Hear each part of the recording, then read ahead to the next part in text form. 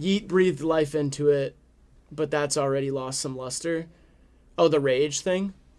I don't really even think. I mean, I don't know.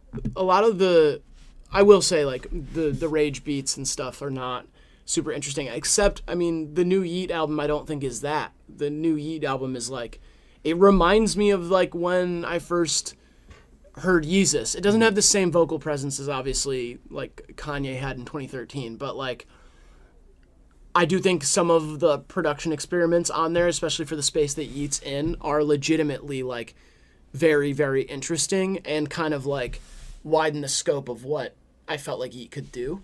And so, I don't know. I love that album. I think the Yeet album's fire. But I do think that a lot of the Rage stuff sounds the same right now.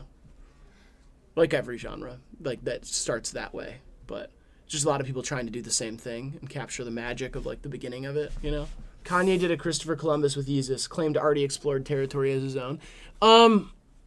I think like I love Yeezus. I think it's a great album, but because I do think that the way that those explorations are packaged was new, in the combination of the things. Because it's like, yes, you could say like you could credit Arca, who produced a lot on that album, or like, you know, Salem produced on that album. Like I'm a big Salem fan.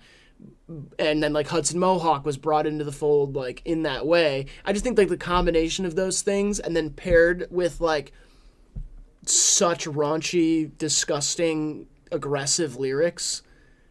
And like, yeah, you could say Death Grips. There's a lot of people saying at the time it sounded like Death Grips, like whatever. I don't know. I think it was its own.